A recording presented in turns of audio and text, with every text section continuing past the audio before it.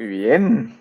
A ver, Estamos en vivo. Hola a Estamos en todos. vivo. Hola a todos. Ya por fin. Hombre, qué gusto verlos a todos. A pesar que sea Bueno, así, ¿no? Funciona. entonces Vamos a esperar a pasen. que se junte un poco de más personas. Vamos a pasar el enlace a todos los que nos estén escuchando. Ujú. Vamos Vamos a revisar en las compartirlo. páginas Oye, que nos estemos sigue viendo. llamándose. ¿Sigue Oye, llamándose prueba? sigue llamándose prueba. Vamos a cambiarle el nombre ahorita por ahí. editamos. Settings, ahorita lo cambiamos. Excelente. Muy bien. ¿Cómo se cambia esto? Ahorita se los voy a mandar a todos mis WhatsApps, todos los que estén en Acá el está. les pido una disculpa de antemano. ¿Cuál es? Elecciones. ¿Cuál era nuestro título? Personas, palabras y poder. Eso. Elecciones Personas, Estados Unidos 2020. Palabras y poder. Elecciones USA. Bueno, EEU. 2020. Exacto, no. Perfecto. Save changes. En retos. Save changes. También hay que subirlo al evento. Y entonces. Ok, bueno, pues entonces Ahí. vamos rápidamente en lo que se junta gente a moverlo a las redes. Cualquiera de la página que quieran, escojan. Debe estar en las 3 ya en vivo. Muy bien. Muy bien. Vamos a ver dónde más. A compartir promiscuamente.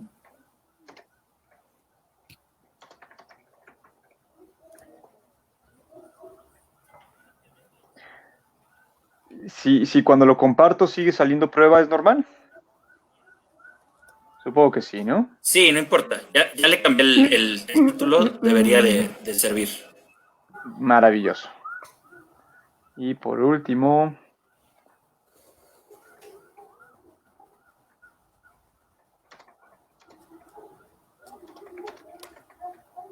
Ya estamos al aire.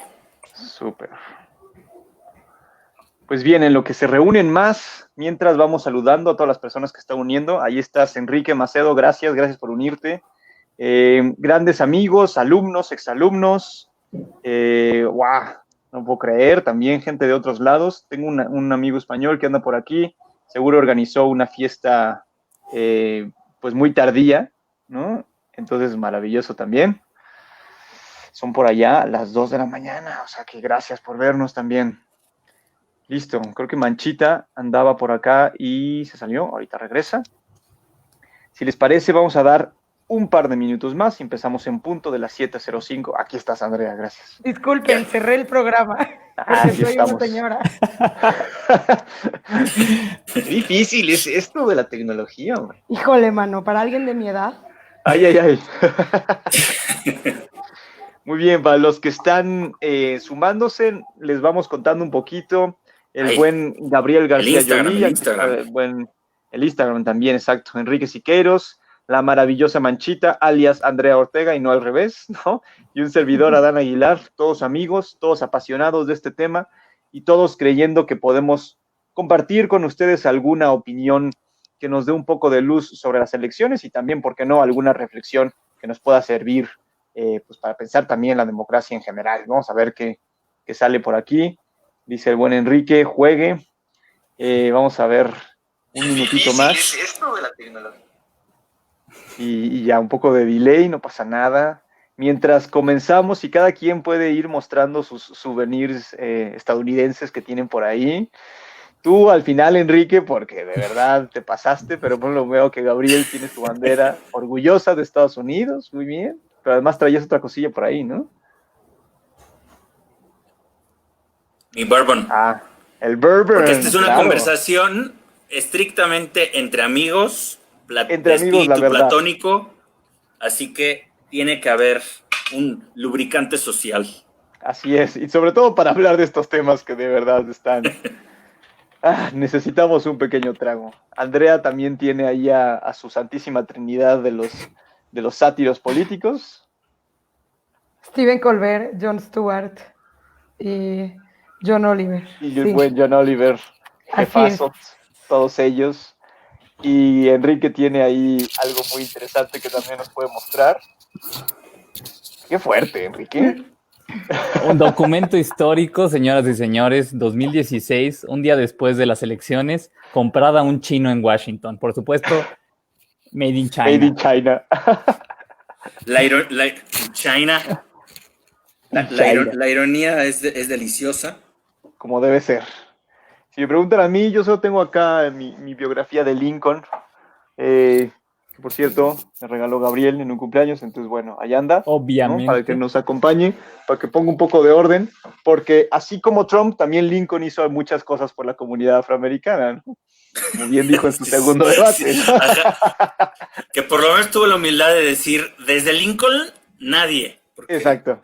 No, pero luego dijo, bueno, quizá Lincoln. Sí, quizá. Primera vez en su vida que se pone en segundo lugar de algo. Pero dijo y quizá, más o menos. Todavía. Y más o menos, exactamente.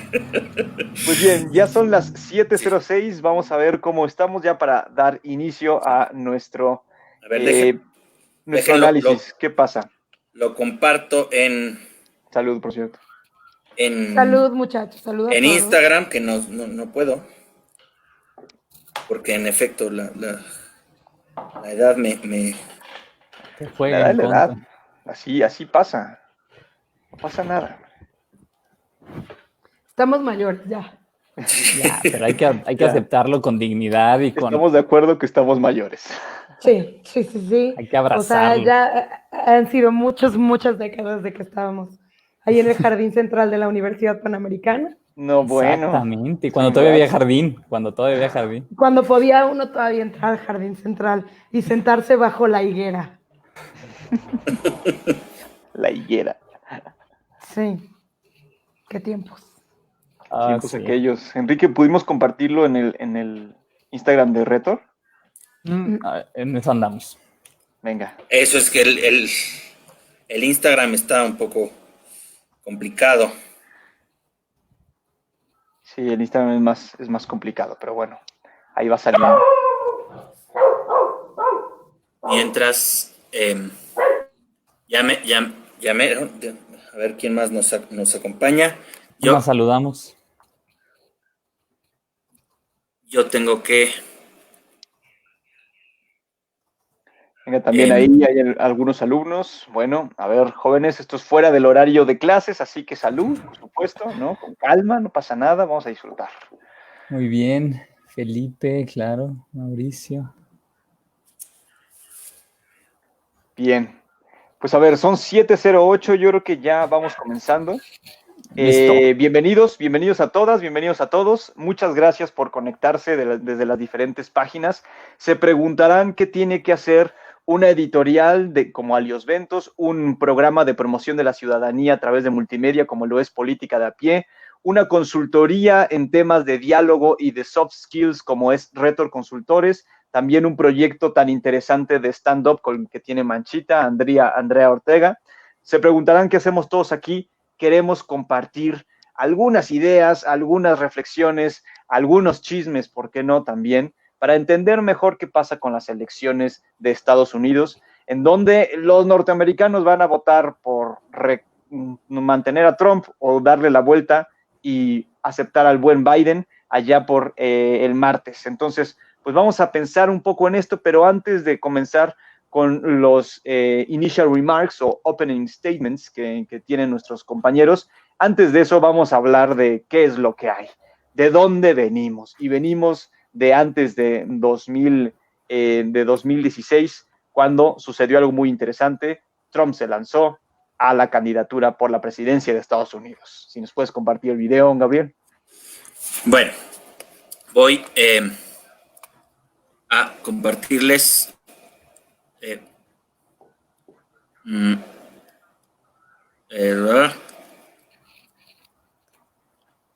Tengo miedo. No tengas miedo, amigo. Ya mucho ha pasado, pero todavía share audio. ¿Allí se ve ya? ¿Está viendo? Ok, bueno.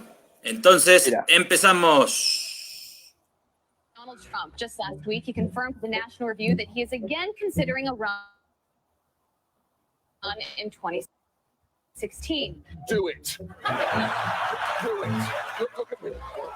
Do it. I will personally write you a campaign check now on behalf of this country, which does not want you to be president, but which badly wants you to run. Which Republican candidate has the best chance of winning the general election?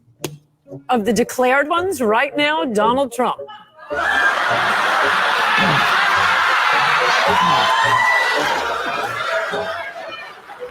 President Obama will go down as perhaps the worst president in the history of the United States! Exclamation point at real Donald Trump. Well, at real Donald Trump, at least I will go down as a president.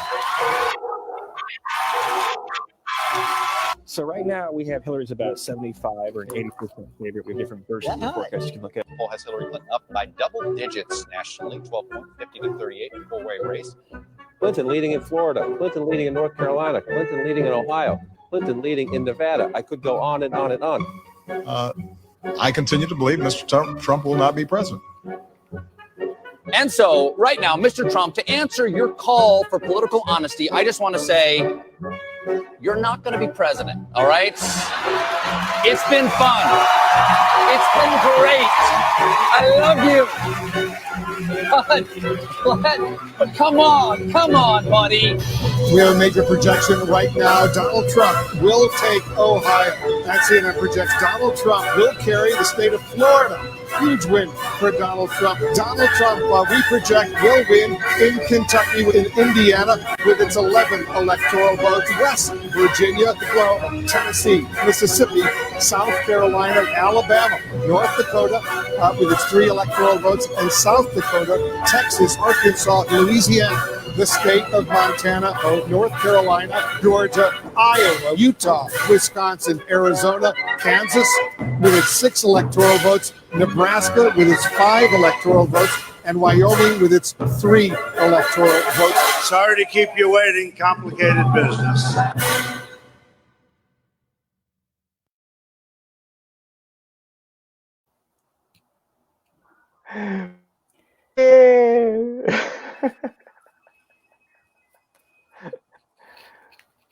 Oh, santo cielo, qué fuerte, pero ahí es donde estamos. Qué bonito se siente, ¿no? A ver, casi me bebo de un solo trago esto, nada más de estar viendo.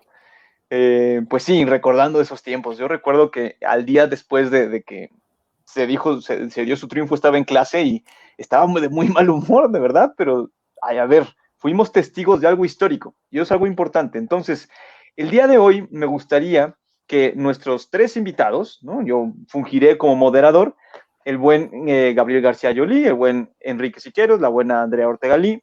Los 3 nos van a comentar de alguna u otra manera qué es lo que destacan con mayor precisión de lo que ven en estas elecciones.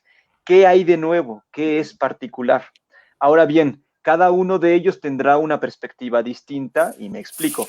Andrea Ortega va a hablar desde la sátira política, desde la cuestión de que, pues sí, muchas cosas en política pueden parecer bromas y sin embargo la mejor manera de entenderlos a veces es riéndonos y haciendo sarcasmo. Ya nos dirás tú más, Andrea, además con tu larga trayectoria como actriz y en los medios, entonces nos dirás más a detalle.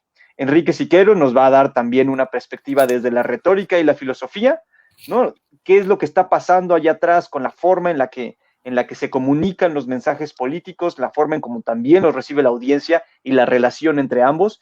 Y el doctor Gabriel García Yolí nos hablará desde el punto de vista histórico, profundo, contrastante, y bueno, para también dejarnos a todos un poquito el ojo cuadrado. Así que ya me callo, sin más por el momento, le doy la palabra a Gabriel. Adelante, por favor. Bueno, muchas gracias, Adán. Gracias a todos que nos acompañan aquí. Yo, para empezar así muy brevemente, me encontré una cita inmejorable del historiador Walter Laqueur, que dice así: el Partido Demócrata era liberal y ligeramente de centroizquierda en apariencia, progresista pero no demasiado, a favor de la reforma más temeroso de ir muy lejos muy pronto. Tenían unos cuantos profesores entre sus simpatizantes y alguno que otro banquero e industrial.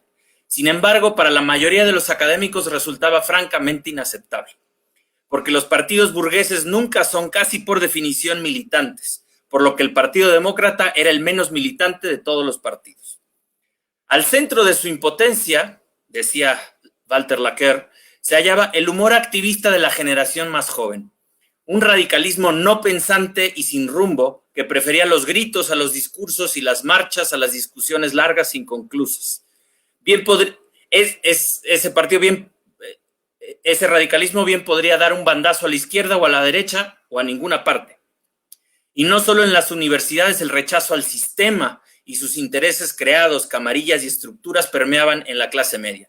Los izquierdistas atacaban sistemáticamente a la República y todo cuanto representaba como algo del todo podrido, mientras que los derechistas creían que la corrupción del sistema era tal que cualquier orden político que tuviera un mínimo de éxito significaría una mejoría. Al mismo tiempo, claro que se quejaban de que la izquierda era poco patriótica. Ambos bandos estaban sumamente descontentos, aunque fuera por diferentes razones, frente al estado de las cosas.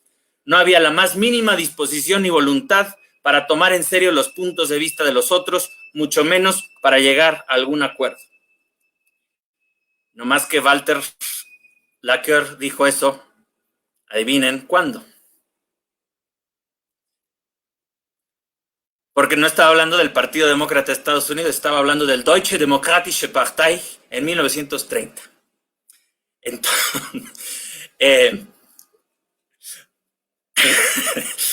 pero bueno, a ver, no, tranquilos. ¿Por qué la violencia tan rápido, hombre? Tranquilos todos. No que estábamos entre cuates, ya estás tan fuerte. A ver, tranquilos, porque... ¿Cuánta violencia? Estados Unidos no es la República de Weimar. Estados Unidos tiene 250 años de ser una democracia, la República de Weimar tenía 15. Estados Unidos no acaba de salir de una derrota de una guerra mundial humillante, ni de una gran depresión con millones de desempleados. Bueno, ese último está por verse.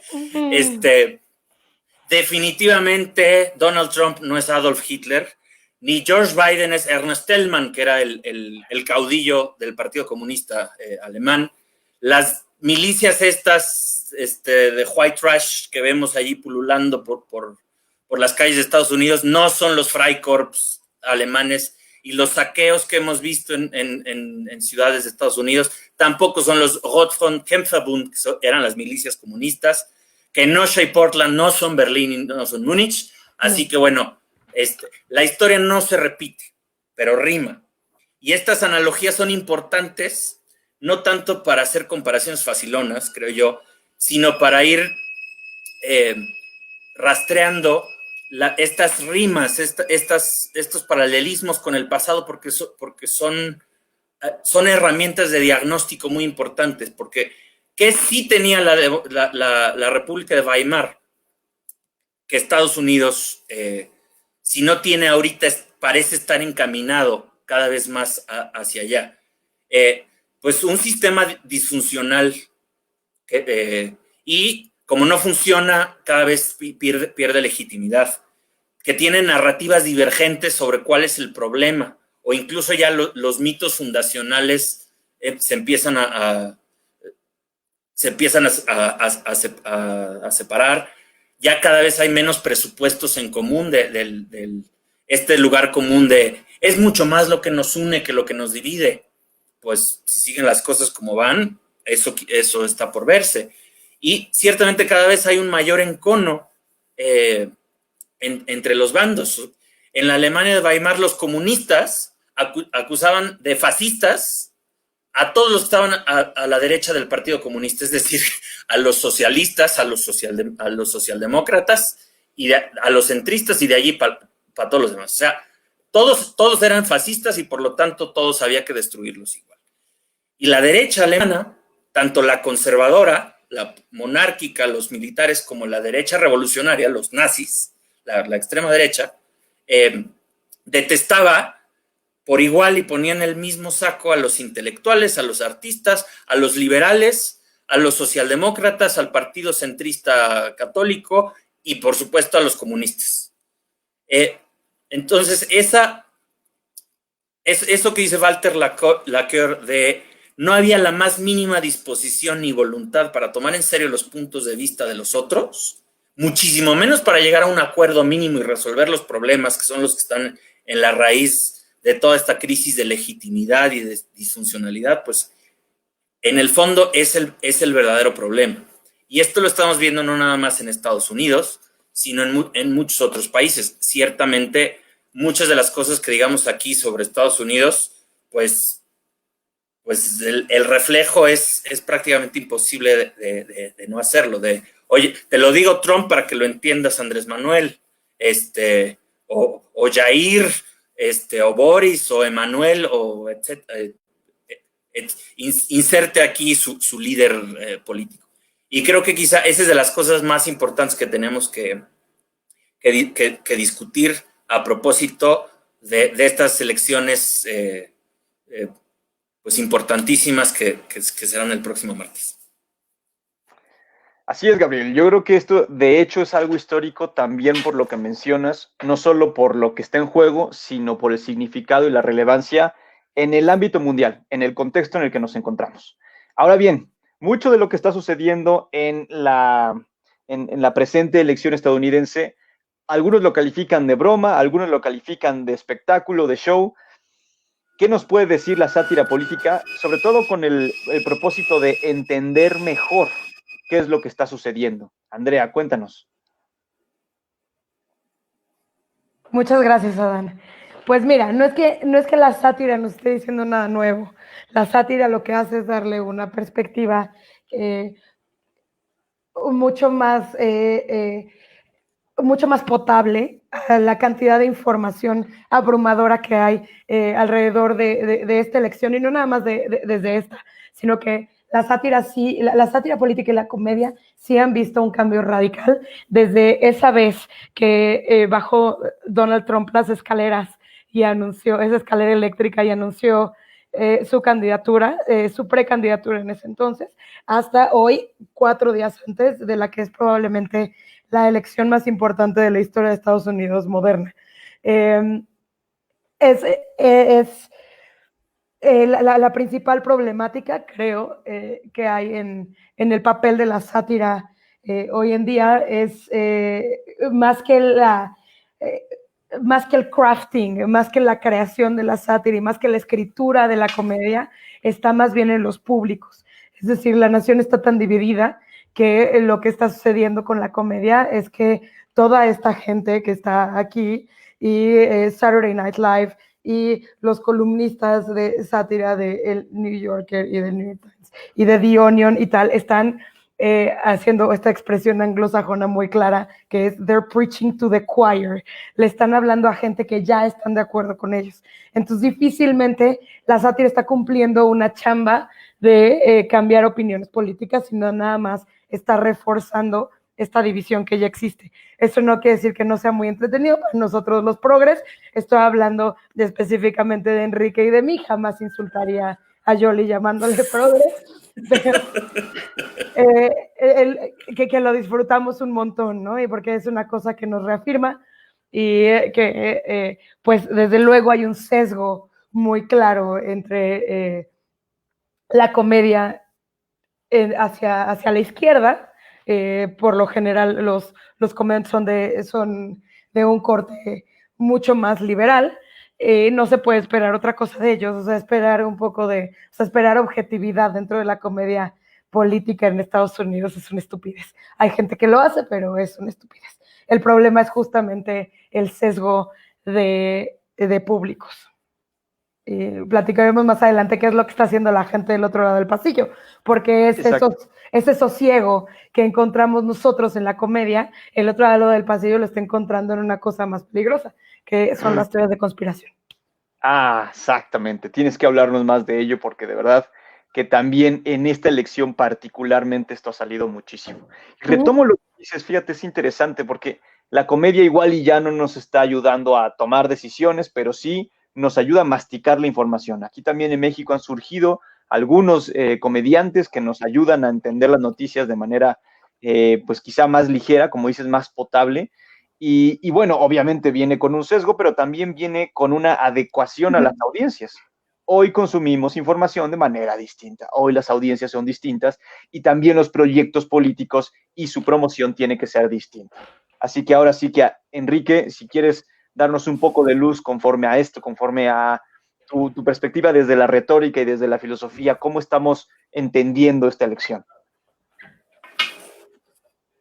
Pues bueno, no sé si luz, pero lo que puedo platicarles, empezando con lo que decía Andrea, ahorita es protagonista la comedia, y yo les tengo que confesar que mucho de mi generación y yo mismo empecé a voltear hacia la política gracias a cierto dude que se llama Chumel Torres, y me da mucha vergüenza decirlo, y me da mucha vergüenza, pero gracias a que me reí un día de la política, de que estaba exhibiendo al señor de la basura, empecé a voltear a la cosa pública.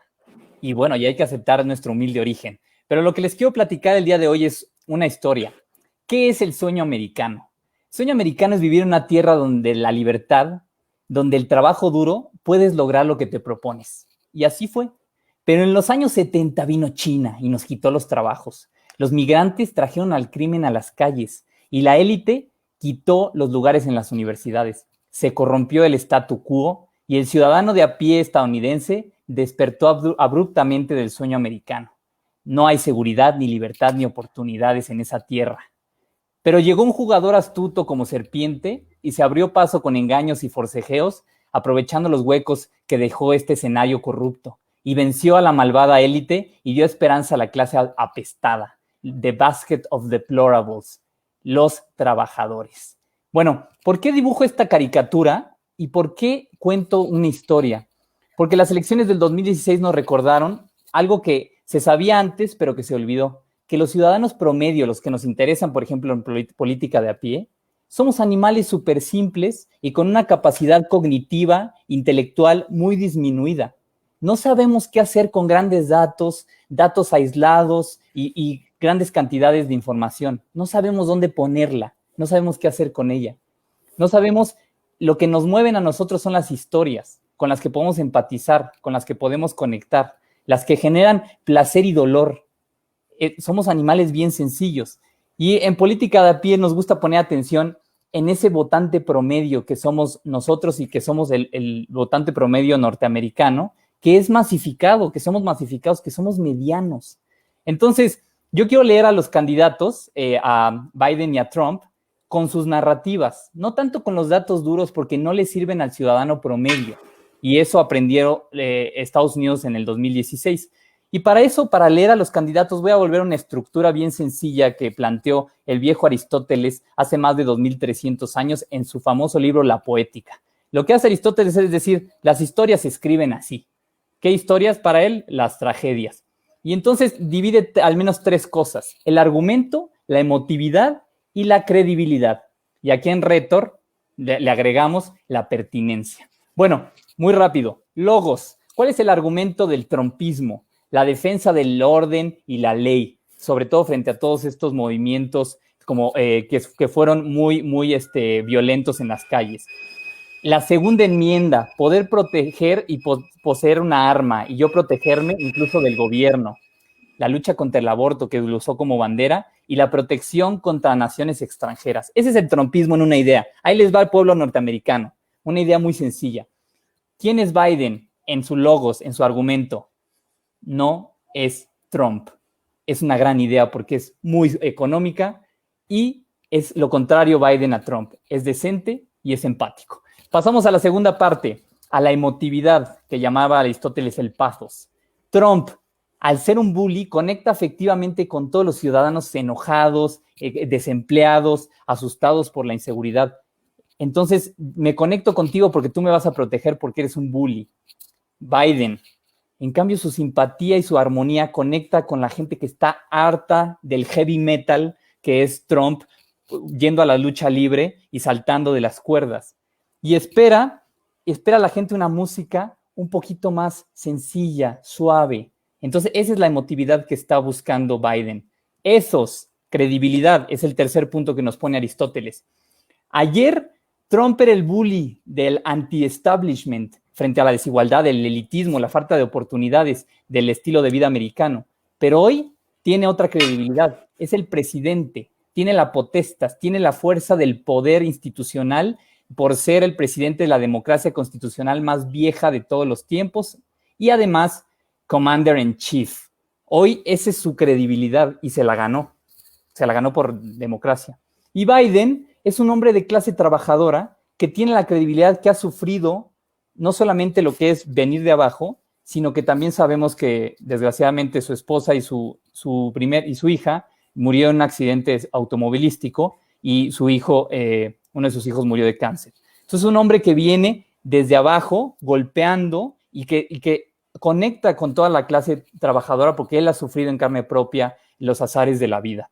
Por último, el kairos, la pertinencia, el momento justo, la oportunidad. Trump, por ejemplo, está aprovechando o va a aprovechar las tragedias en Francia para decir, ya ven, tenía yo razón, hay que tener cuidado con los extranjeros, con los foráneos, con esos distintos a nosotros que pueden llegar a atentar con nuestra seguridad.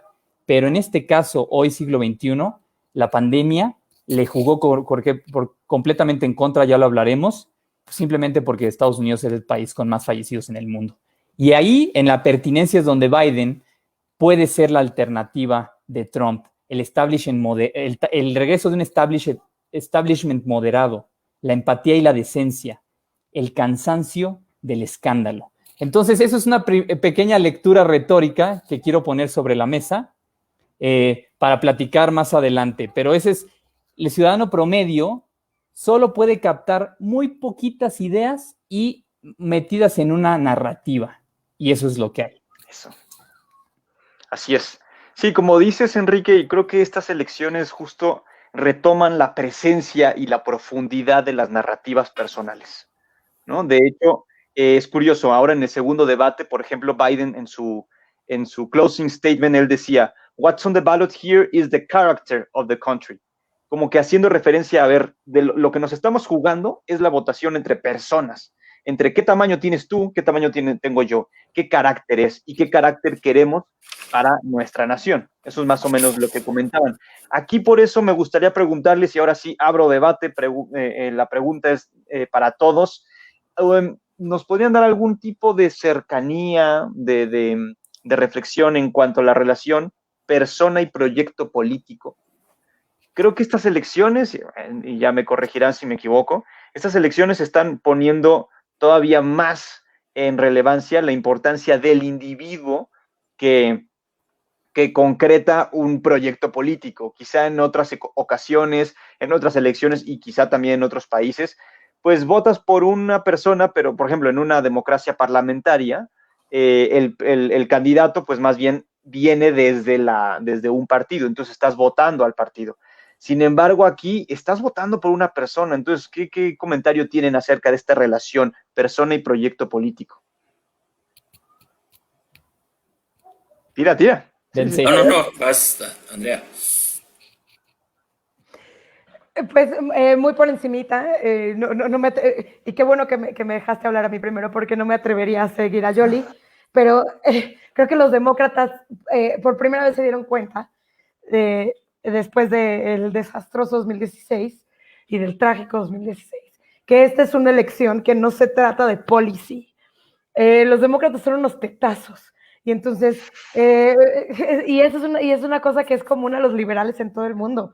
O sea, si son tan listos, porque pierden por tetos, justo por clavados en el policy y por clavados en estar hablando del talking point, y ves a Hillary Clinton, que es una nerdaza,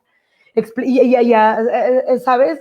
Y los ves explicando su proyecto de nación a un nivel de lectura que no solamente el resto de la gente, incluidos todos nosotros, que somos unos clavadazos de la política gringa, nos resulta ajeno y académico y de hueva, o sea, entonces eso es difícil, es un mensaje difícil para acarrear a la banda a los polls, que es lo que quieres, ¿no? Que la banda se acerque a votar. Entonces creo que es la primera vez que los demócratas están demostrando que se están dando cuenta de que es una elección que no se va a ganar describiendo el proyecto de nación y el policy a cabalidad, sino que se trata del carisma del candidato, y también tienen, y aunque siguen siendo estos tetos de no hacer campaña sucia, lo que está de su lado es que la campaña sucia de los demócratas le están haciendo a los republicanos anti-Trump. Y creo que esa es un escenario que nunca había ocurrido y que es muy interesante, y sobre todo que están aplanando el nivel de discurso, que es una cosa que un candidato como Donald Trump te lo permite. Puedes hacer mucho más pedestre tu discurso y aún así sonar más sofisticado que Donald Trump. Qué importante eso, ser pedestres, aplanar. Eso creo que es lo que está sucediendo, y con Biden también entró un poquito al clavo. En un momento les pongo un spot, bueno, Gabriel aquí que nos comparte un spot de Biden que justo se orienta hacia allá, pero antes de eso, Gabriel, a ver, ¿tú qué opinas? Persona y proyecto político. Yo creo que sí, creo que es importantísimo. Andrea dio al clavo en esto del... que justo en los sistemas presidencialistas y en la democracia moderna, ya aprendimos a la mala que esta idea que es verdadera, o sea, sí es cierto que las elecciones son una entrevista de trabajo, no son un concurso de popularidad. O sea, eso es verdad desde la lógica liberal, donde 2 más 2 es 4, pero resulta que la política es un concurso de gorilas de espalda plateada dándose golpes en el pecho y de pavos reales presumiendo sus colas, y de machos alfa presumiendo... Ya, déjale ahí. Ya entendimos. Literalmente en los debates republicanos de 2016 se discutió el tema, ¿se acuerdan? Sí, las manitas de Trump. Bueno, y entonces resulta que sí, lo que importa es la persona, no es el proyecto. Y creo que alguien como Donald Trump es justo un gran ejemplo de eso, porque lo que no entendió, y creo que sigue sin entender hasta cierto punto, el establishment liberal, en Estados Unidos un poco la campaña de Biden, como bien dijo Andrea, lo ha corregido un poco, pero por ejemplo, en México es súper claro, el establishment liberal no entiende que la lógica está en otro plano completamente diferente. Por ejemplo, Trump, todo el mundo decía, pero es que este güey no tiene una hora de experiencia de servicio público, ni militar, ni muchísimo menos grados académicos, y no sabe economía, no sabe nada de nada, y frente a Hillary Clinton, que en efecto es una absoluta nerd que le daba 20 vueltas incluso a su marido y a su ex jefe Obama. Pero, ¿qué tal si los electores en Estados Unidos justamente vieron esa falta de experiencia y de conocimiento de Trump como ventaja en lugar de como desventaja? Justo lo que vieron es que ya estamos hasta la madre de toda esta gente con doctorado y con experiencia, porque son un desastre todos. Justo lo que necesitamos es alguien que venga de otro lado completamente diferente. Otra cosa es que Trump ya era famoso, así que no necesitaba presentarse al público, podía entrar con ventaja. Y ya era odiado por los que lo habían odiado mucho tiempo, así que tenía un margen de maniobra muy amplio para ser agresivo y no tener que pagar el precio por ello. Luego, Trump pudo presentar una narrativa de, no voy a arreglar nada, porque llevamos décadas queriendo arreglar las cosas y no tienen arreglo. Vamos a desmantelar. Vamos a llegar a desmadrar las cosas, a grandes males, grandes remedios. Eso, bajo la lógica tecnocrática, es una estupidez. Cualquiera de nosotros puede decir, así no se hacen las cosas. Pero en una lógica política muy elemental, muy animal, es mucho más tóxico. Justo su estilo personal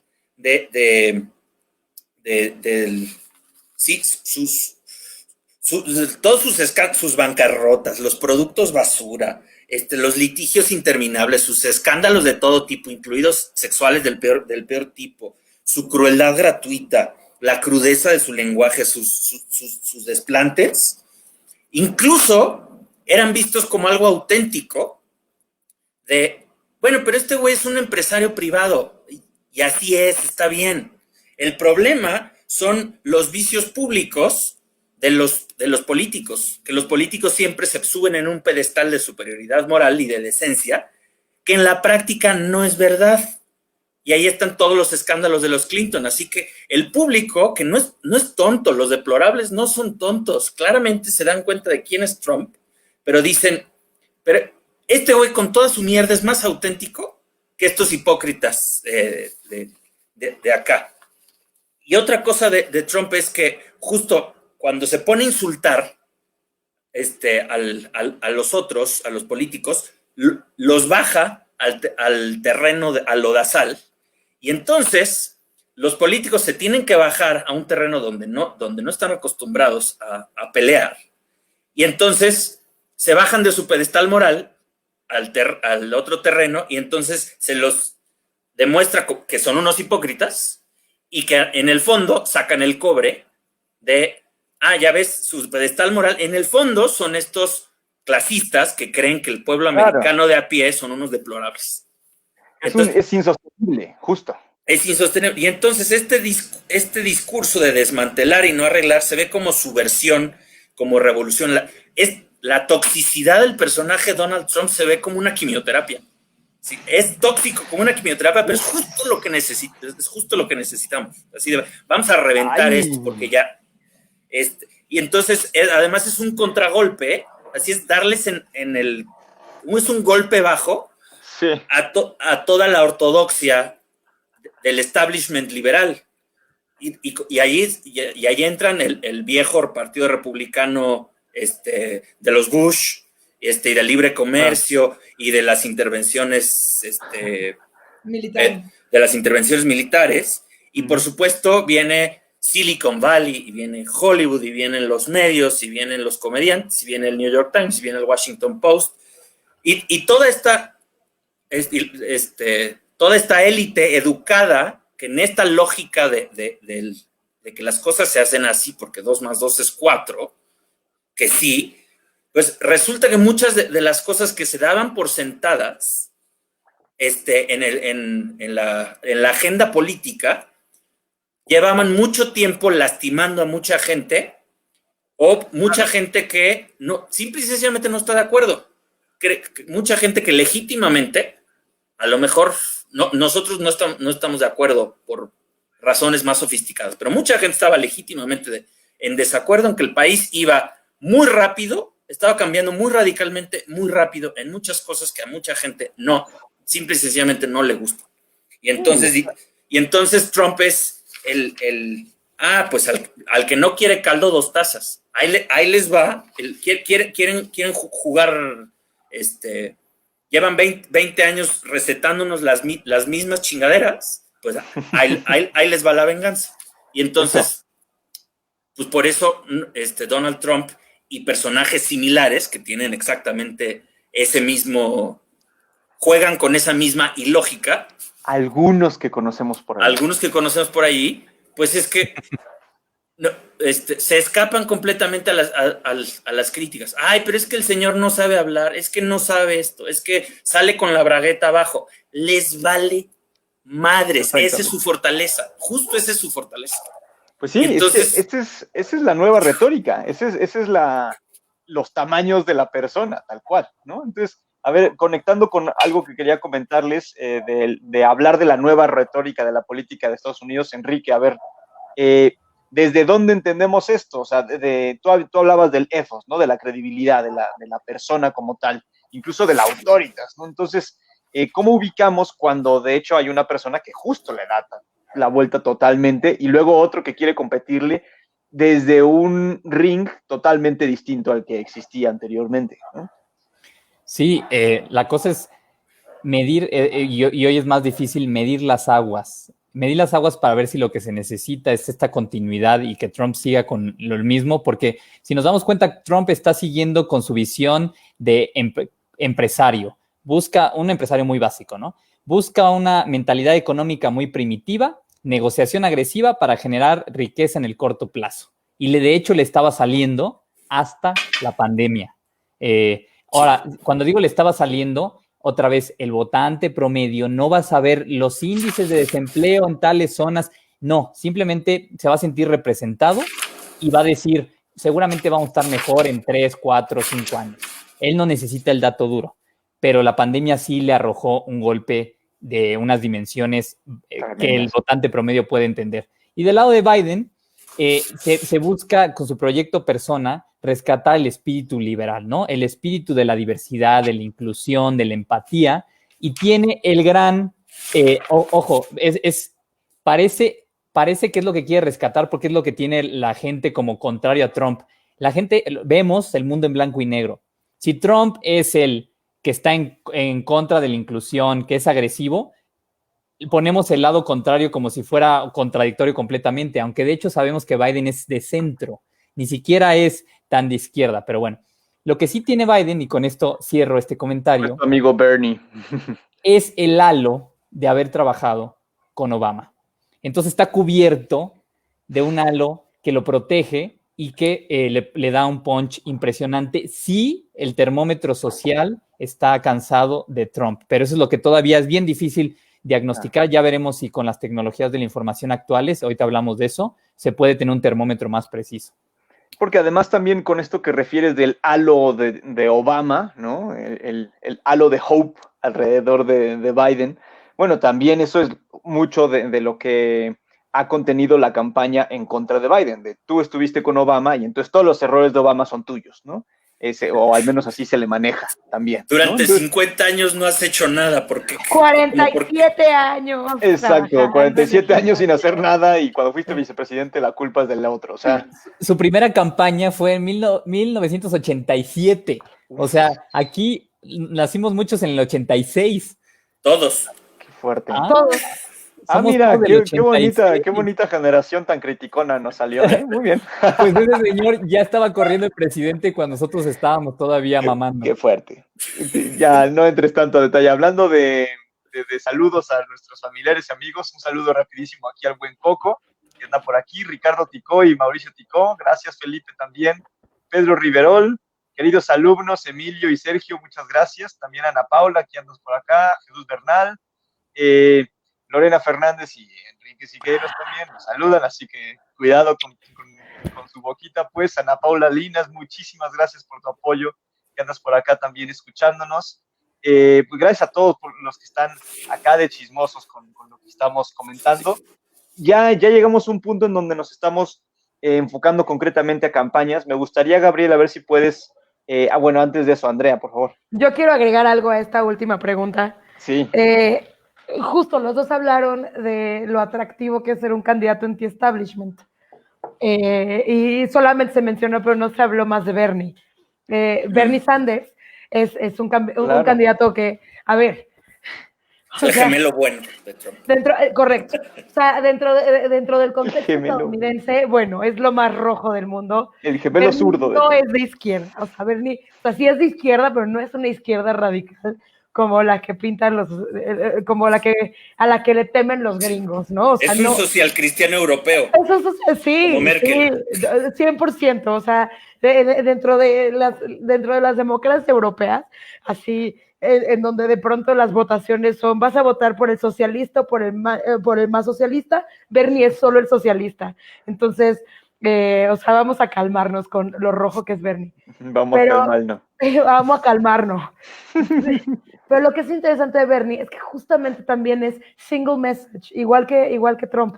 Un solo mensaje, oraciones cortas, muy, muy fácil de entender y de repetir. Sin embargo, Bernie no es condescendiente.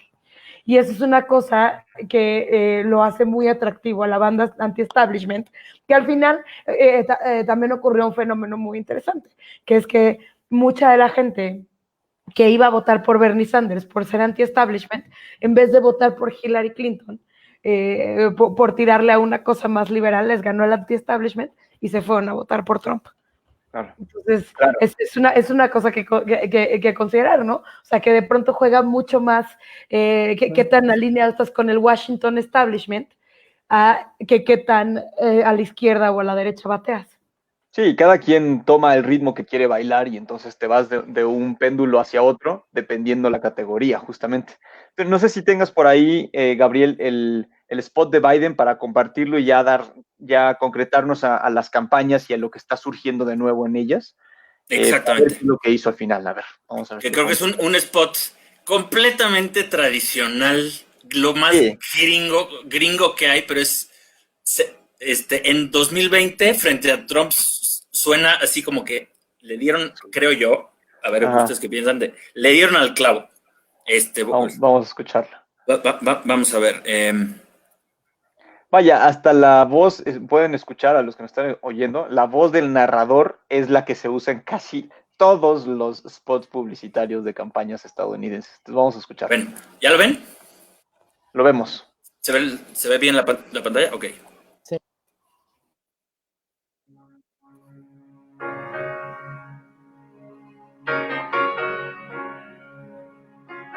There's a new world coming,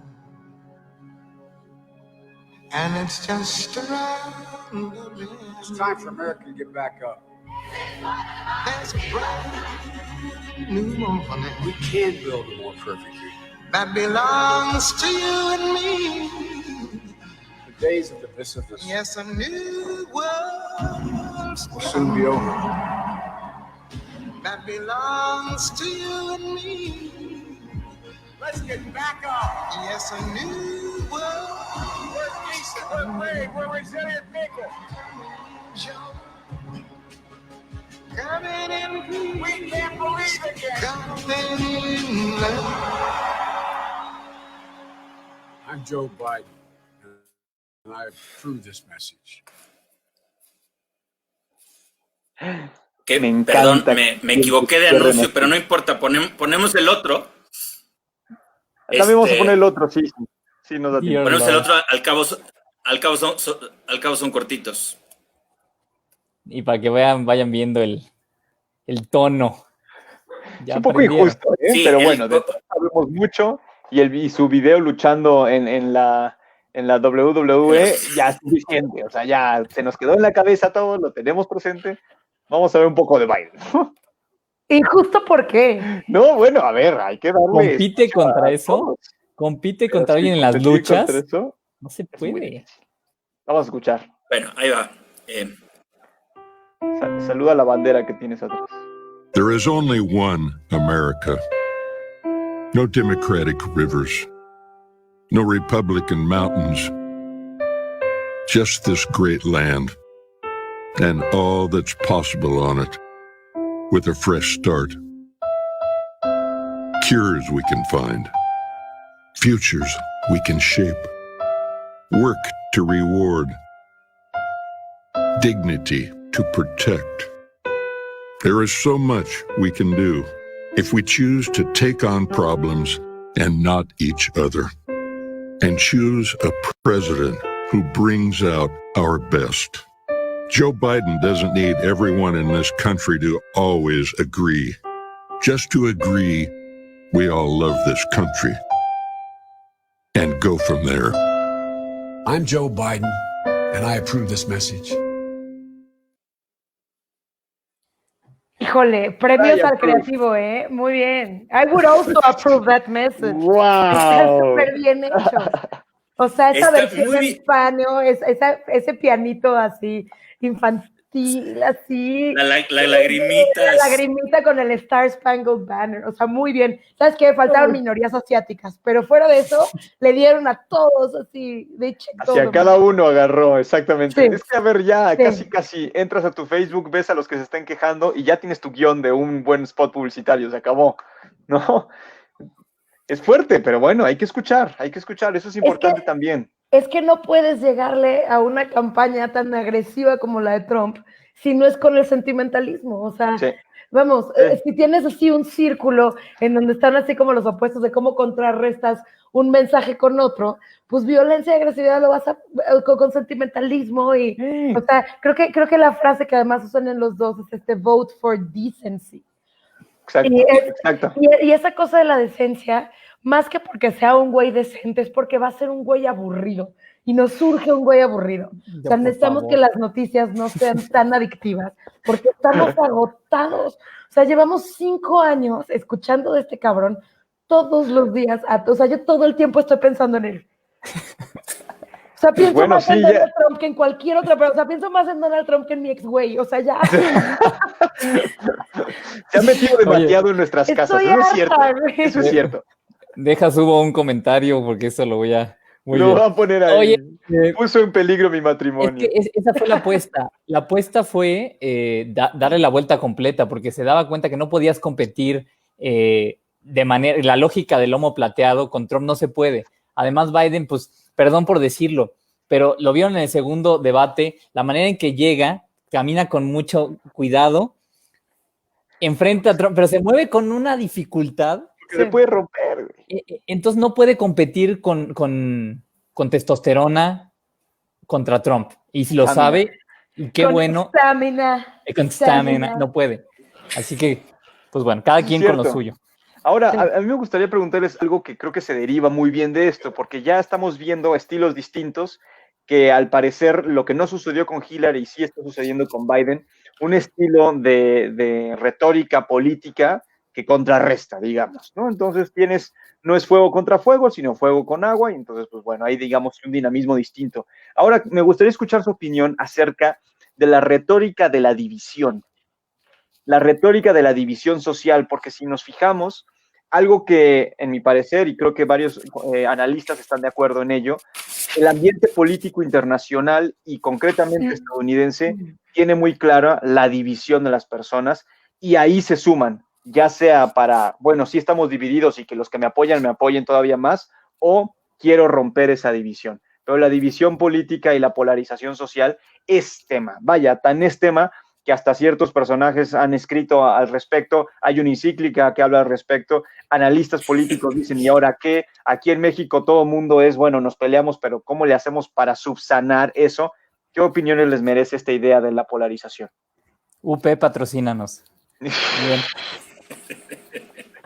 No hay filiación, pero a ver, ¿están de acuerdo o no están de acuerdo? Y de hecho no hay filiación, por cierto, pero... ¿Están de acuerdo o no están de acuerdo? Ya denme el título. Ya denme el título, por favor.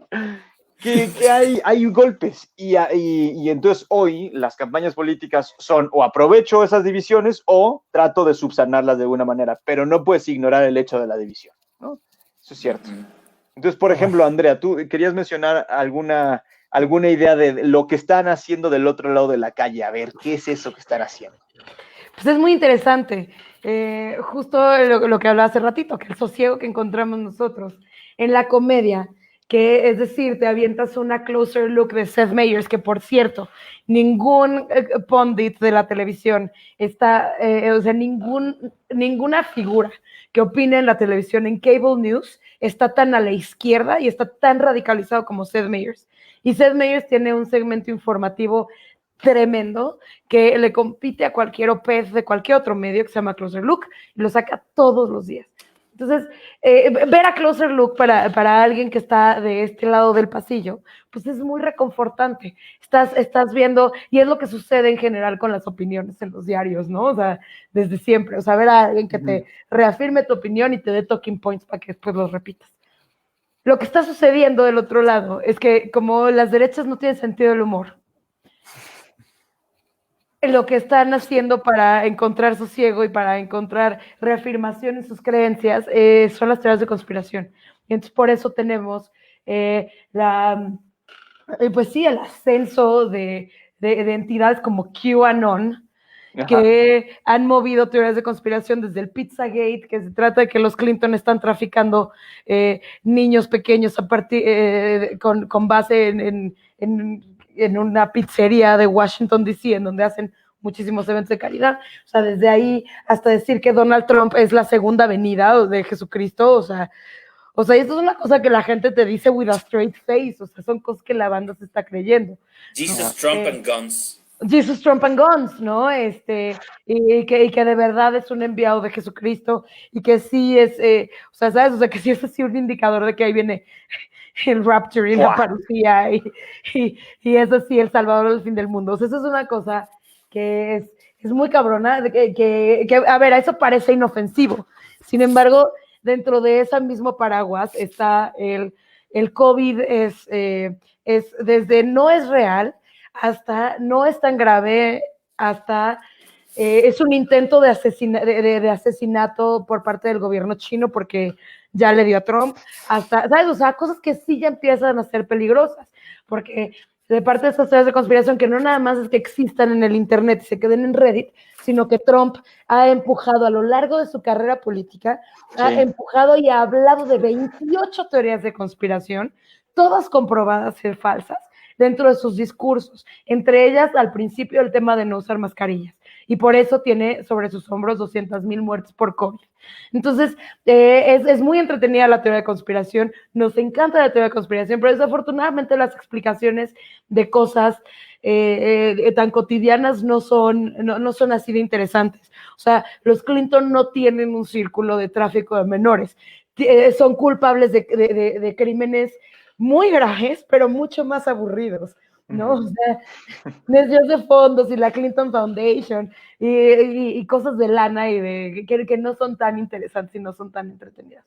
Entonces, pues sí, contrarrestando la cantidad de humor político que hay. Es corrupción normal y de flojera. De todos los días, hombre, a ver, también. Exacto, no tiene nada de fantástico, no tiene nada de mágico, no hay reptilianos, hay banda que tiene muy buenos contadores. Exacto, nada más hay gente que le sabe al Excel y ya. Exacto. Ahora, fíjate, es interesante lo que dices, Andrea, porque estás hablándonos justo de, a ver, de un lado, en esta polarización que estamos viendo por todos lados, unos se van hacia la comedia, otros se van hacia las teorías de la conspiración. Entonces, cada grupo está buscando, como dices, reafirmar, o con este sesgo informativo, ¿no? Reafirmar sus creencias. Obviamente nadie, a ver, aquí en México ningún derechairo se va a poner a leer La Jornada, ¿no? Ningún chairo se va a poner a leer El Financiero, así pasa. ¿Por qué? Porque no quieres que te digan que todo lo que piensas tú está mal, ¿no? Entonces ahí esos sesgos, Enrique, no sé, a ver, ¿qué opinión te merecen estas ideas, casi esta cápsula de resonancia que tenemos y que nos impide salir de esa división? Porque hace rato mencionaste lo de la ciencia de datos, ¿no? Quizá eso nos pueda ayudar o no a hacer un mejor diagnóstico. Sí, lo que más preocupa, digo, ya nos dimos cuenta otra vez, caímos en cuenta algo que ya sabía Platón, que somos unos animalitos que estamos desgarrados y nuestra afectividad a veces le gana a nuestra racionalidad. Y nuestra afectividad se manifiesta de muchas maneras cuando hablas de los errores cognitivos. Están las falacias que ya bien conocemos, desde si la dice una autoridad le creemos más a si la dice Pepito, el de los palotes, hasta los sesgos. Y los sesgos, esos son bien interesantes porque está de repente, si hay algo que se viraliza, como ya lo menciona Andrea, de repente dices, chin, es que esto es importante, güey, o sea, porque tiene 700 likes y 2,000 compartidas, entonces algo te mueve a compartirlo, ¿no? Ahorita un tema, y que quiero poner simplemente, dejar por ahí, por ejemplo, el dióxido de cloro, que es algo muy complicado, porque es muy complicado, pero que cuando se comparte demasiado, ya acríticamente dices, claro, es que esto es algo que puede funcionar. Entonces, entre el sesgo y la falacia, se vuelve bien peligroso porque el votante promedio que soy yo, que tengo poca capacidad de distinción, poca capacidad de ver las fuentes, etcétera, pocos hábitos intelectuales, pues me la creo. Y ahora, esto lo aprovecha las tecnologías de la información. Si tienes a un buen consultorio de ciencia de datos, que fue lo que pasó con Cambridge Analytica y la presidencia de Trump, que simplemente lo que hacen es ver, mira, este grupo de personas que nunca habíamos podido juntar, hoy gracias a que los tenemos identificados por sus 127 likes que dieron el día de ayer, los podemos unir en hubs, en grupos, y les podemos mandar información perfectamente personalizada para gatillarle exactamente eso que le ofende, eso que le duele, eso que le excita, exactamente eso. Y entonces ya tienes a tu animalito, que es Enrique Siqueiros, enojado, indignado, excitado, etcétera, porque ya sé exactamente qué gatillarle. Y esa es la gran maravilla de las tecnologías de la información. Así se fabrica la radicalización, o sea, la propaganda nunca ha sido tan sofisticada y tan apuntada y tan precisa, o sea, eso es lo que está muy cañón, que justo es mucho más fácil y mucho más rápido y mucho más permanente la radicalización hoy día que en cualquier otro momento de la historia. Eso creo que hemos pasado de la machine gun al sniper, ¿no? Para dar en el clavo de lo que se necesita, ¿no? Sí. Justamente eso es importantísimo. Se lo escuchaba yo a Neil Ferguson el otro día, que justo hace un par de años escribió un libro, creo que indispensable para nuestra época, que se llama The Square and the Tower, sobre cómo funcionan las redes, desde las redes de contagio de una pandemia hasta las viralizaciones, y lo que dice es que en 2016 la intervención rusa en la elección, que es verdad, si bien fue 1% de las fake news fueron rusas, es decir, los gringos tienen la culpa del 99% de las idioteces, pero bueno, los rusos sí metieron la mano allí. Pero dice Ferguson, sacamos las conclusiones completamente erradas de ese problema, porque nos fuimos con el villano de James Bond, que se llama Vladimir Putin, y Rusia, que siempre tiene o China o Rusia, ¿no? Los gringos así, no, lógica hollywoodense no salen de ahí. Y lo que dice Neil Ferguson es, el problema no es Rusia, el problema es que Facebook y Google y estos gigantes de Silicon Valley, el problema no es económico, que sean monopolios, no son la Standard Oil Company del siglo XIX, eso vale madres, dice. El problema es que son la nueva esfera pública, y son una nueva esfera pública que no tiene ley, y no tiene verificación, y no son empresas, claro, no la puedes regular. Entonces, el nuevo foro público. Exacto. Que ahora se está haciendo el intento después de 2016. O sea, ahora tienes a Twitter y a Facebook marcando, teniendo fact checkers. Como evento que no nos dejaron promover. Como este evento que chingas a tu madre, Mark Zuckerberg, porque nosotros no somos hackers rusos. Con nosotros sí, pero en general, pues ni pedo, ¿qué crees? Que no es censura.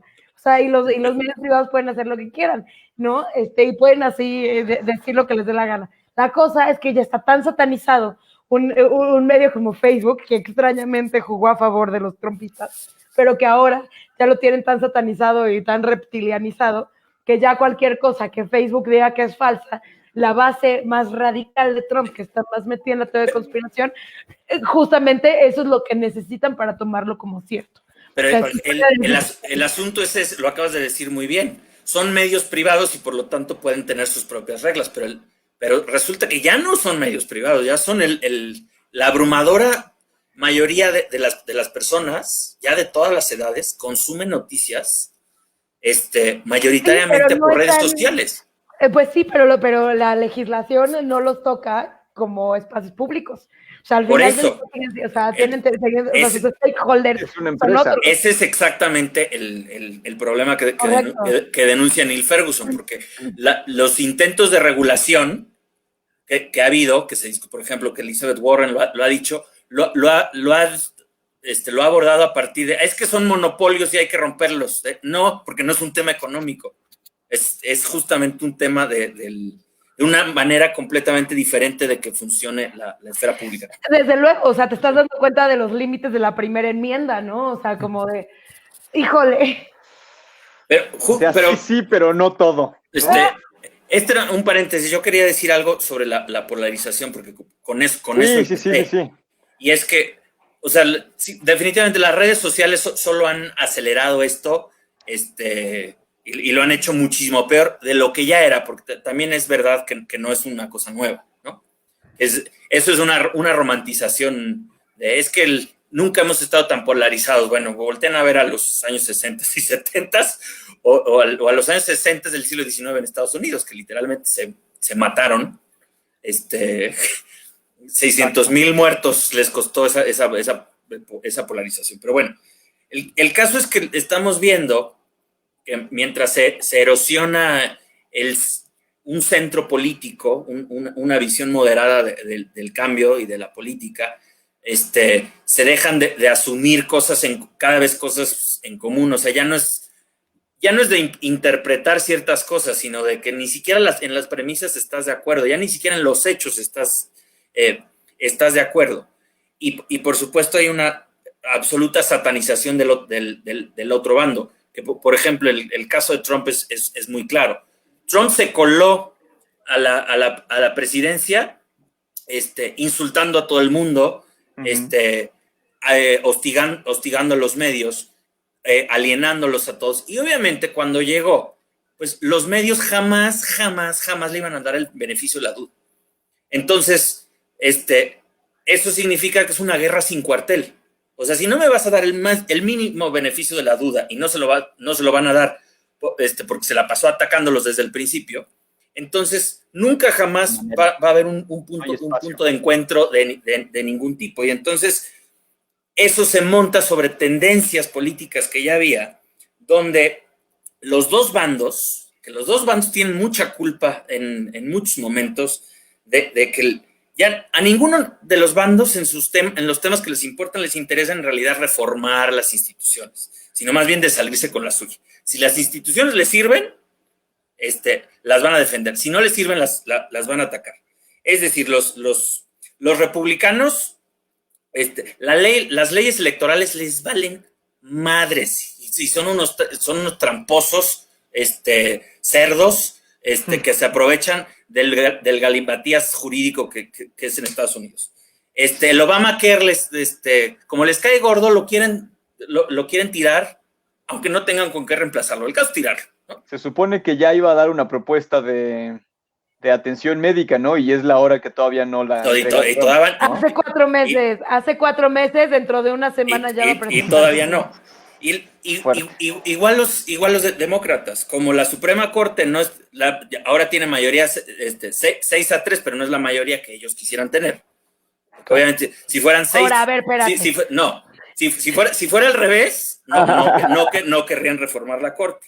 O si el colegio electoral les beneficiara, no lo quisieran. El caso Discúlpame, pero hace 4 años, Mitch McConnell, empezando por Mitch McConnell, hicieron un acuerdo en el Senado de que no iban de que iban a dejar que la gente de Estados Unidos, que los votantes... Por eso digo, les vale madres. Les vale madres. Entonces tampoco podemos defender y decir así como de qué chido que metieron ahí a Amy Coney Barrett, porque también lo hicieron rompiendo un acuerdo que hicieron en 2016, valiéndoles madres. Pero los republicanos pueden decir sí, pero desde Robert Bork en el 87, desde Clarence Thomas y Brett Kavanaugh, los demócratas han hecho un pinche circo de las confirmaciones de la Suprema Corte, así que ahí les va para que se les quite. Por eso digo... Pues, ¿cómo no iban a hacer un circo con Brett Kavanaugh? Perdón. Ya perdieron al ciudadano promedio, ¿eh? Aquí estoy. Bueno, yo simplemente escucho izquierda y derecha. Aquí el asunto... Enrique estaba bebiendo whisky y ahora está bebiendo café. Eso aquí el asunto, perdón, es que hay...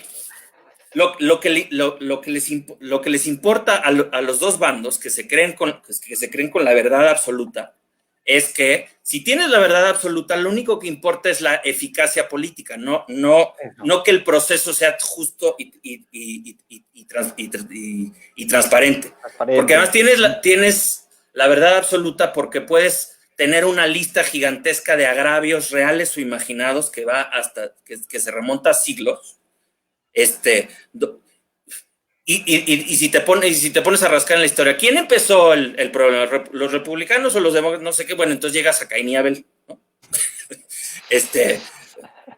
El caso es que esta polarización lo único que hace es que no haya hechos y que haya agendas absolutas donde no caben absolutamente matices de nada. Puede ser el absurdo del muro del xenófobo de los republicanos o su miopía absoluta con el calentamiento global o la miopía absoluta de cierta ala de los demócratas con el Green New Deal, que es una cosa completamente absurda, o el proyecto 1619 del New York Times. Entonces tienes así como estos polos que son cámaras de eco absolutas, que son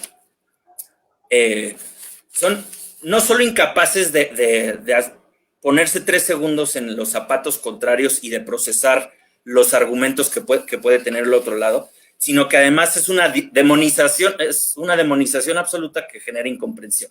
Entonces, eso es cierto.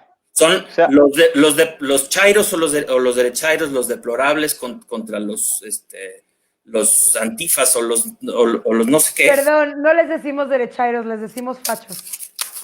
Fachos, fifís, derechairos, you name it. A ver, antes no teníamos un nombre claro para eso y ahora sí lo tenemos, y tenemos muchos, whitexicans, como quieras llamarlo. Entonces, también eso es muy interesante, que ya hay nombres ahí abonando un poco a lo que pero justo ahí está el asunto. Decirles a los deplorables de Trump, fachos, ya es una calificación moral de desprecio que imposibilita cualquier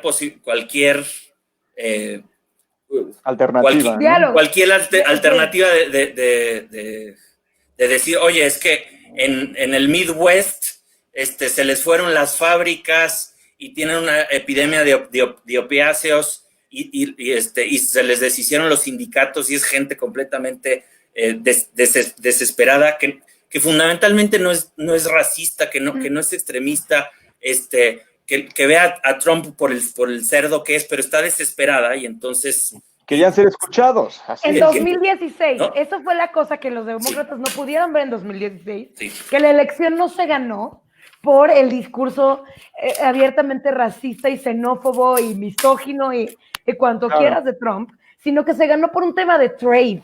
O sea, la cosa fue un asunto tan sencillo como trade, como se nos fueron las fábricas, somos obreros, no tenemos chamba, nos pegó el 2018, el 2019 como madrazo, detestamos a Obama porque justamente estuvo dentro, o sea, ¿sabes? O sea, hay unas condiciones económicas, ¿no? que son mucho más complicadas, que apoyo el discurso violento de Trump. Eso en el 2016. Hoy día creo que ya es una cosa distinta, aunque siguen estando estas problemáticas. Y a ver, es una cosa que también Joe Biden se dio cuenta y por eso por eso él sí fue a Ohio y a Wisconsin y a Michigan cuando Hillary Clinton dijo no es necesario, ¿no? Qué duro. ¿Qué es eso? No. Hay que escuchar, como dice, ¿no? O sea, porque si no es solamente una cosa sumamente condescendiente, o sea, sí es muy condescendiente asumir que todos los votantes de Trump son unos deplorables, que a ver, que hay una parte muy importante de la base de Trump. Que sí lo es. Que sí lo es. Que sí está agarrado. A ver, los Bernie Bros también, ¿sabes? O los Bernie Bros también durante, o sea, en 2016 agarraron una postura sumamente misógina en contra de Hillary. Y a ver, yo soy súper de Bernie, así es mi corazón. Pero los Bernie Bros también, o sea, de los dos lados. Sin embargo, pues la base de Trump está alimentada por el discurso de este presidente que les dice stand back and stand by. Entonces, sí hay deplorables, pero no quiere decir que todos los votantes de Trump sean ignorantes o sean racistas o sean violentos o sean milicia incluso, ¿no? Porque que es una cosa de la que vamos a empezar a hablar muchísimo después de la elección. Durante todo el periodo lame duck de Trump se va a poner horrible y probablemente durante la presidencia de Biden también. Sí. Yo solamente para este tema, creo que se nos olvida también que los votantes de Trump simplemente también son muy mochos. Y si tú tienes una agenda progresista en lo moral, pues, y si tienes dos candidatos, pues volteas hacia uno y dices, si yo tengo vamos a decirle, un valor universal innegociable y este candidato está a favor de lo que yo pienso, y también ahí la sociedad norteamericana es súper mocha y a veces se nos olvida. Mocha en el buen o mal sentido, no voy a juzgar. En el sentido que tienen muy presente a la religión a la hora de votar. Exacto. No, es uno solo asunto. A ver, el tema de la religión y de que sean muchos es a single issue, que es aborto. Por supuesto, pero eso sí es determinante. De las ahí es donde se manifiesta todo eso. Y un segundo punto, y eso es algo que nos alarma a los que creemos en las palabras, que es, y lo decían muchos votantes de Trump, no escuches lo que dice, ve lo que hace. O sea, es una pérdida del peso de la palabra en la vida pública y era lo que más nos aterra, porque las democracias, como diría el buen Julio Bart, se construyen con palabras. Si la palabra ya no tiene peso, Entonces, es bien difícil el diálogo, es bien difícil la conversación, es bien difícil el tejido social, pues. Entonces, eso sí es algo que nos alarma muchísimo. Pero bueno, ya vendrán los siguientes temas. Exacto, pues bueno, a ver. No más quiero decir, para cerrar, esta absoluta incapacidad de los dos lados, que no pueden ver sino a la otra opción política, así en general, como una amenaza absolutamente existencial de tu forma de vida, y por lo tanto no hay manera de que le digas a un republicano conservador, católico, que digas, oye, pero Joe Biden no es precisamente un socialista radical, porque sus políticas son ligeramente distintas. De hecho, es un aburrido demócrata centrista tibio de mierda, perdón. de los años 90. Así que no le puedes decir socialista porque no lo es. No deja de estar mamando. ¿Cómo no le puedes decir a Trump con todo que a pesar de lo despreciable que es como persona, del desorden y del desastre de su Casa Blanca, especialmente en el 2020, que no ha tenido no tuvo un periodo con varios éxitos, que al menos para su base deberían de contar, o que deberían al menos para sus detractores decir, bueno, no es tan ineficaz como o tan incompetente como venimos diciendo. Esta absoluta incapacidad de conceder ni 2 milímetros es yo creo que el absoluto cáncer que al menos para mí es si no se resuelve eso, todo lo demás va a peor. Ahora, como en Weimar. Dice justo Enrique, ¿no? Hace como de no veas lo que hace, no es lo que dice, sino lo que hace. El peor con Trump y el peor de tener, o sea, el gran problema de tener una campaña que es como tan single issue, ¿no? Que tienes así como de, güey, son 3 cosas, ¿no? O sea, Trump tenía un mensaje que era muy sencillo, muy repetible, y además que era así, o sea, que tenía la métrica correcta para gritarlo en un rally. Exactamente. ¿No? Y entonces era, build that wall, you didn't. Make America great again, you didn't. Y lock her up, you didn't. Entonces tampoco podemos, o sea, entonces ahí es cuando justo pierde el valor las palabras, porque puedes tener un mensaje muy sencillo, ¿no? Que al final del día, en operación, pues, ¿qué crees, brother? Que no es tan fácil. Sin embargo, tienes un mensaje muy sencillo, ¿no? Como quitar los tax cuts a los millonarios, que bueno, al menos puedes empezar a chambear para hacer eso, ¿no? O sea, tienes así a mi Bernie diciendo the millionaires and the billionaires, y entonces, o sea, y también es un mensaje muy sencillo que puedes repetir, puedes replicar, pero que tiene una manera de operarse mucho más clara, porque no es solamente una fantasía, ¿no? Como de lock her up o sea, claro. Es que, a ver, ese es el punto. Muchos comentaristas últimamente dicen que gobernar hoy es comunicar. Y comunicar ni siquiera para el diálogo, sino comunicar para reafirmar. Entonces, a ver, eso sucede mucho y, por ejemplo, acá nos dices, William, no lo ven solamente, se van a ir con el menos peor o con el que tenga los mismos ideales y objetivos, que endulce el oído, ¿no? Entonces, claro, o sea, el que te endulce el oído, te vas con él. Entonces, por cierto, acabo de leer el comentario de William, saludos también, el buen Hernán nos saluda desde Perú, entonces también pensando que estamos más allá de otros horizontes. A las personas que nos estén escuchando, si tienen algún comentario, sobre todo si tienen una pregunta, por favor escríbanos directamente en los comentarios de Facebook para hacer lectura de ellas. A mí me gustaría ir cerrando también para mantener este tono activo.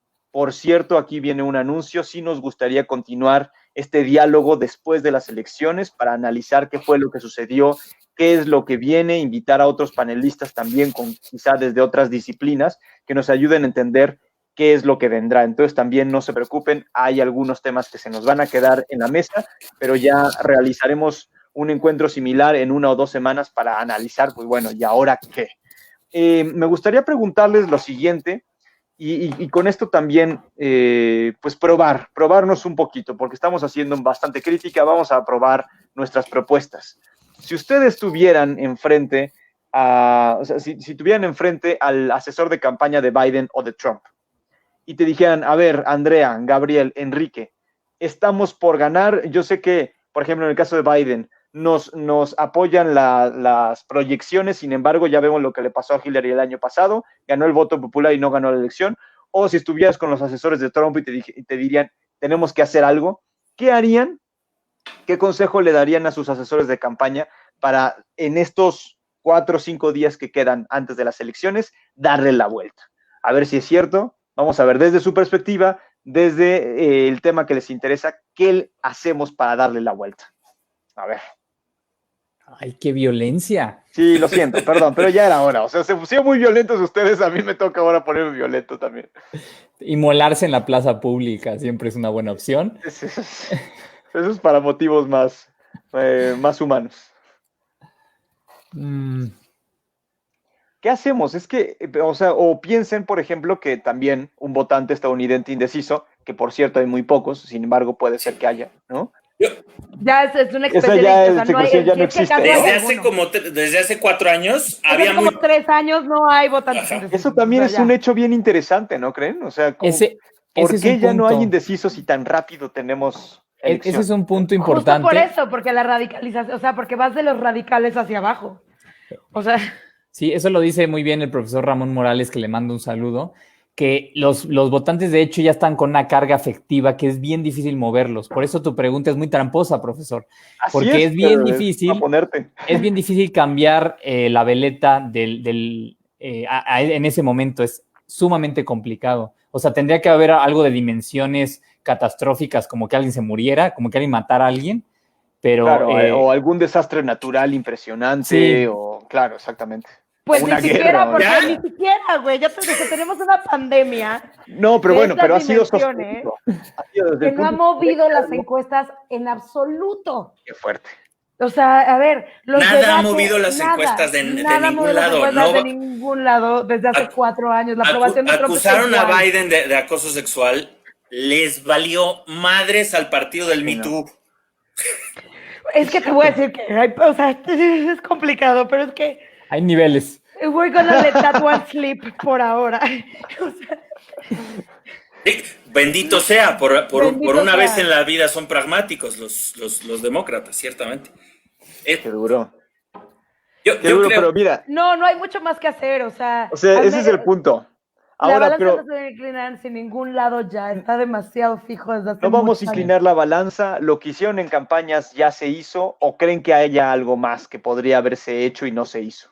A menos que Biden rente todos los camiones de pasajeros que existen en los Estados Unidos y lleve a toda la gente a votar, no hay manera, o sea, ¿sabes? O sea, y Trump haga lo mismo, no hay manera de que se muevan las elecciones. Voto latino. Lo único importante, no, pero es que el voto latino también es un fenómeno bien interesante, Kiki, porque no es lo mismo el voto latino del sur y Texas y sus parientes, ¿no? Que el voto latino de Florida. Claro, no, el voto latino de Florida y del de Texas, que en Texas está cambiando el demográfico de una manera espeluznante para los republicanos. Pero el voto latino de Florida ha sido tradicionalmente republicano, justamente por el derechazo que se viene después de salir de Cuba y de Venezuela. Sí. Entonces, tampoco el voto latino is a thing. Sí, que llaman el gigante dormido, pero de hecho es fragmentado y no como es... el católico tampoco. El otro día Adán y yo exactamente revisábamos a los senadores por religión. Por religión y grupo. La única religión que está así 50-50 en el Senado de Estados Unidos son precisamente los católicos. No lo dudo. Así es. Los demás sí, claramente, bautistas son todos republicanos, judíos son todos demócratas. Los demócratas. Y así, sí, no creo yo tampoco que se pueda hacer mucho. Creo que, además, la campaña de 2016 y la de 2020 son muy, muy, muy, muy diferentes. Creo que lo que le servía a Trump, o lo que le sirvió a Trump en el 2016... En 2019 se hubiera reelegido, pero así, sin mayor problema. en 2020 creo que nos sirve. O sea, en 2016 estaba centrado en el candidato porque era el anti-establishment. Hoy en día esa carta ya no la puede jugar. Y además, justo el problema es Trump mismo por el cansancio, por el desgaste de la figura, ¿no?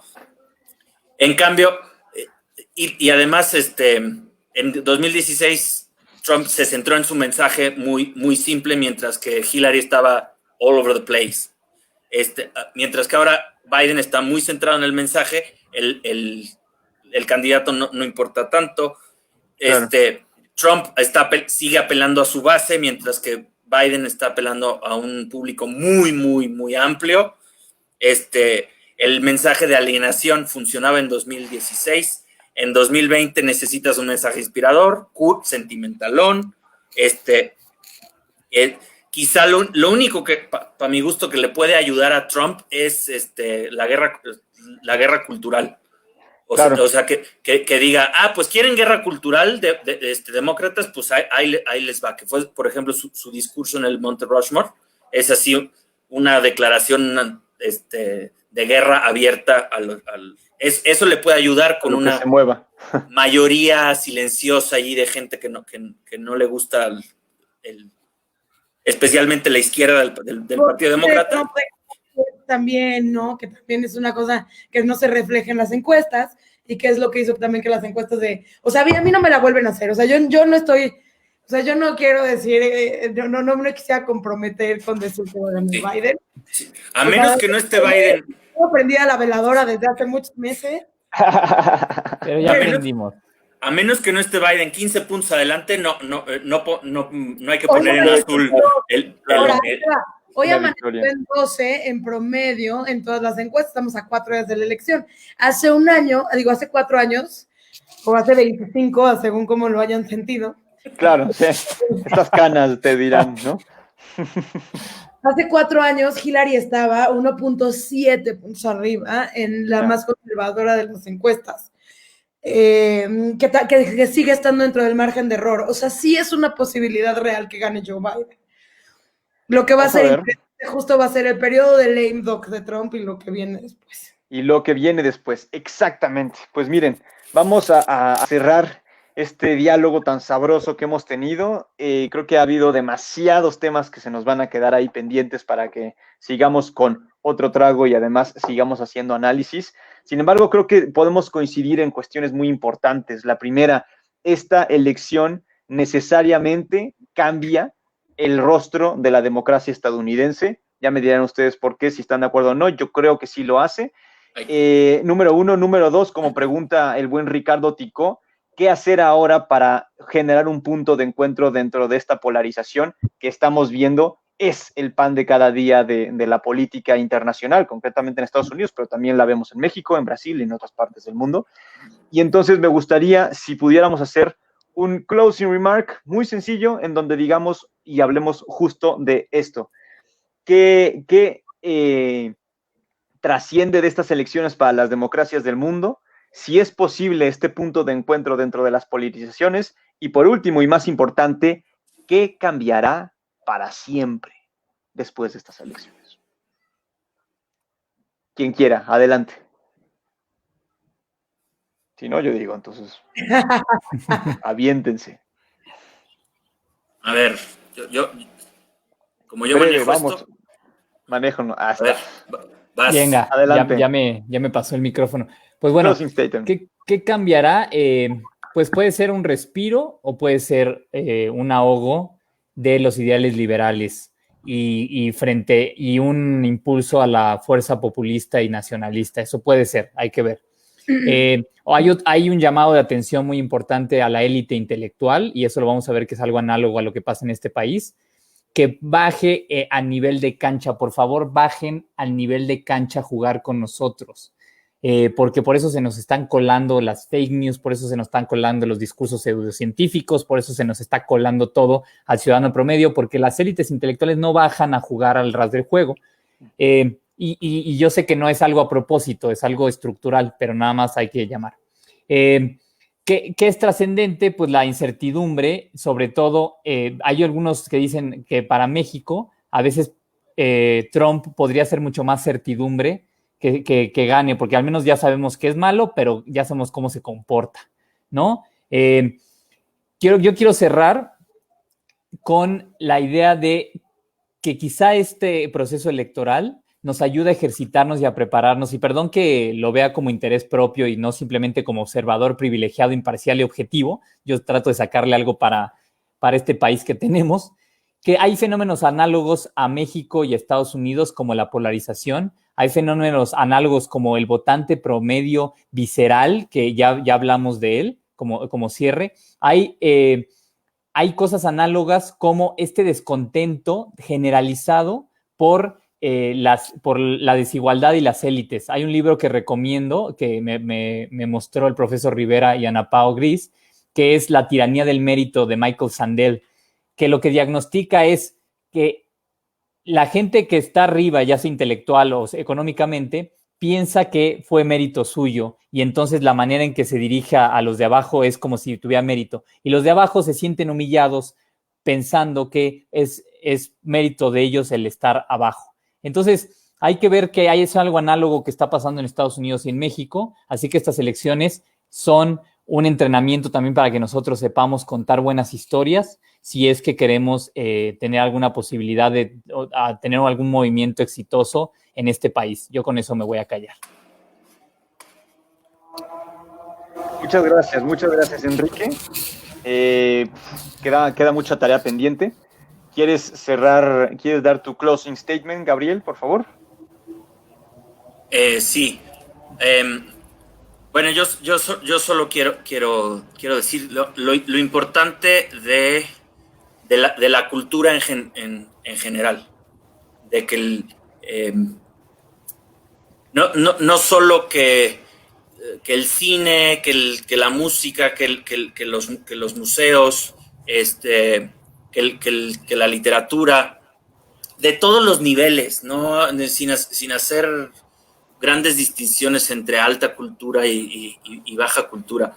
En general es una herramienta que nos puede ayudar a ser mucho más empáticos, que nos fuerza a enfrentar perspectivas diferentes de la vida. Creo que sin ese ejercicio cotidiano de empatía y de crítica, y estoy diciendo unas perogrulladas que me dan una hueva a mí mismo, pero no por ello dejan de ser ciertas. Sin cultivar ese... No es un centro ideológico necesariamente, pero sí una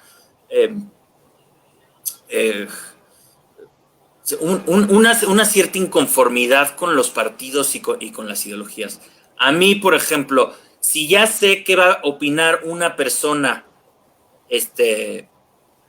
antes de que abra la boca de cualquier tema,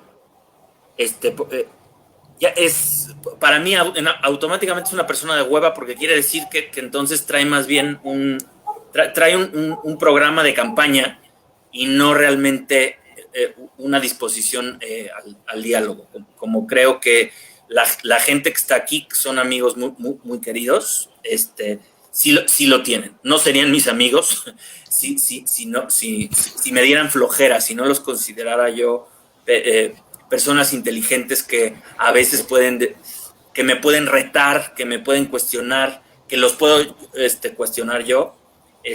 Creo que eso nos mantiene en una posición incómoda, sin duda, pero sana de estar bien, de darle el beneficio de la duda a los polos. O sea, yo quizá uno de los libros más estimulantes que leí el año pasado fue, por ejemplo, de un clasicista de Stanford muy importante llamado Victor David Hanson, sobre Trump.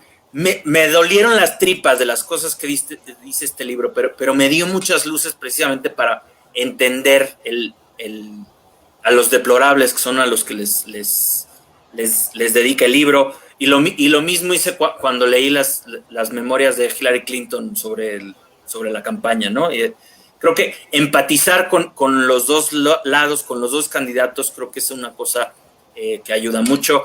Vean si pueden un documental que ahorita les ponemos si quieren en los comentarios.